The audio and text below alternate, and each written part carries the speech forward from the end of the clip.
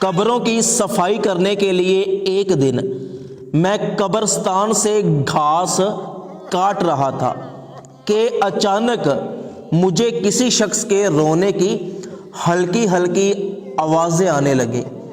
میں حیران ہو کر ادھر ادھر دیکھنے لگا کہ کون شخص میرے قریب آ کر رو رہا ہے، لیکن مجھے کوئی شخص نظر نہیں آیا۔ تو میرے جی میں خیال آیا کہ شاید یہ میرا وہم ہے۔ میں نے پھر گھاس کاٹنا شروع کر دیا۔ دوبارہ پھر کسی شخص کے رونے کی آوازیں آنے لگیں، لیکن اس بار آوازیں تھوڑی تیز تھیں۔ مجھے یقین ہو گیا کہ شاید یہ کسی قبر میں سے آوازیں آ رہی ہیں۔ میں نے قبرستان کا چکر لگایا، 2-3 قبروں پر کان لگا کے دیکھا، لیکن میں جس قبر پر بھی کان لگا کر دیکھتا مجھے کوئی آواز نہ آتی۔ تو اچانک میری نظر ایک ایسی قبر پر پڑی جس کے اوپر بہت بڑا سوراخ تھا۔ میں جیسے جیسے اس سوراخ والی قبر کے قریب جاتا گیا میرے دل میں خوف بڑھتا گیا۔ میں نے بڑی ہمت کر کے اس قبر پر کان لگایا، اور جیسے ہی میں نے اس قبر پر کان رکھا تو مجھے پھر سے کسی شخص کے رونے کی آوازیں آنے لگی۔ اچانک آوازیں اتنی تیز ہو گئی کہ ایک دم جیسے کوئی شخص چیخ اور چلا رہا ہے، جیسے قبر کے اندر کسی شخص کی ہڈیاں ٹوٹ رہی ہیں۔ تو میرے ہوش اڑ گئے، پیروں کے نیچے سے زمین نکل گئی۔ میں نے تیزی کے ساتھ وہاں سے دوڑ لگا دی، اور میں کئی مرتبہ دوڑتے دوڑتے قبرستان میں گرا، اس لیے کہ میرے ہوش ہی قائم نہیں تھے۔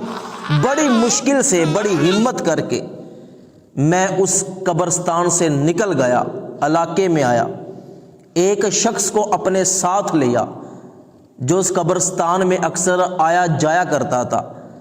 ہر بندے کا اسے پتا تھا کہ کون سی قبر کس بندے کی ہے۔ تو میں اس کے ساتھ قبرستان میں آ گیا، ساری بات اس کو بتائی کہ میں اس قبرستان سے گھاس کاٹ رہا تھا تو مجھے کسی شخص کے رونے کی، چیخنے چلانے کی آوازیں آنے لگی۔ تو ایک قبر پر بہت بڑا سوراخ تھا، میں نے اس قبر کے اوپر کان لگایا تو مجھے زور زور سے چیخنے اور چلانے کی آوازیں آنے لگی، میرے ہوش اڑ گئے۔ تو میں یہاں سے دوڑ گیا اور بڑی مشکل کے ساتھ میں علاقے تک پہنچا۔ آپ بتا سکتے ہیں کہ یہ کس بندے کی قبر ہے؟ جلدی سے ہم دونوں نے پھر اس قبر کے اوپر اپنے کان لگائے، لیکن کوئی کسی قسم کی اب آواز نہیں آ رہی تھی۔ تو وہ شخص کھڑا ہوا اور مجھ سے کہنے لگا کہ ہاں میں جانتا ہوں یہ کس کی قبر ہے۔ یہ ایک شرابی نوجوان کی قبر ہے جو شراب پیتا تھا۔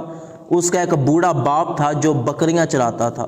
وہ شرابی اپنے بوڑھے باپ کے پاس جاتا اور زبردستی اس کو مارتا پیٹتا، اور جو بھی اس کے پاس پیسے وغیرہ ہوتے وہ چھین لیتا اور اسے شراب پیتا۔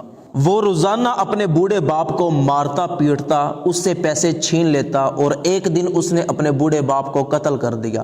یہ اس نافرمان نوجوان کی قبر ہے۔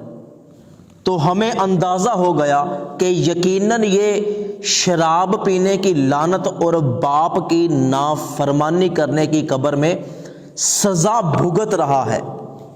تو دوستو، قبر کا عذاب حق ہے، اور جو بندہ والدین کا نافرمان ہوتا ہے، حدیث مبارکہ میں آتا ہے کہ اس کو دنیا میں بھی سزا ملتی ہے، آخرت میں بھی عذاب ملتا ہے۔